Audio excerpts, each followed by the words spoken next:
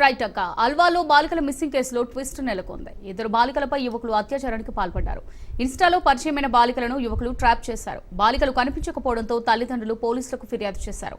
ఈ నెల 19న బాలికలు కనిపించకుండా పోయారు. ఫిర్యాదు మేరకు దర్యాప్తు చేసిన పోలీసులు ఈసీఐఎల్లోని ఓ లాడ్జ్లో బాలికలు ఉన్నట్టు గుర్తించారు. ఈసీఐఎల్కు చెందిన మోహన్ చంద్, దమ్మాయిగూడెంకు చెందిన సాత్విక్లను పోలీసులు అదుపులోకి తీసుకున్నారు. ఓఏ లాడ్జ్ నిర్వాహకుడిపై కేసు నమోదు చేశారు.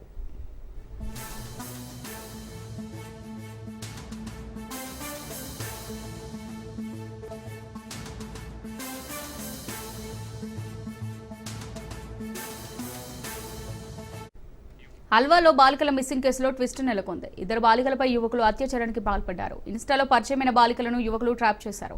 బాలికలు కనిపించకపోవడంతో తల్లిదండ్రులు పోలీసులకు ఫిర్యాదు చేశారు. ఈ నెల 19న బాలికలు కనిపించకుండా పోయారు. ఫిర్యాదు మేరకు దర్యాప్తు చేసిన పోలీసులు ఈసీఐలోని లాడ్జ్లో బాలికలు ఉన్నట్టు గుర్తించారు. ఈసీఐఎల్కు చెందిన మోహన్ చంద్, దమ్మాయిగూడెంకు చెందిన సాత్విక్లను పోలీసులు అదుపులోకి తీసుకున్నారు.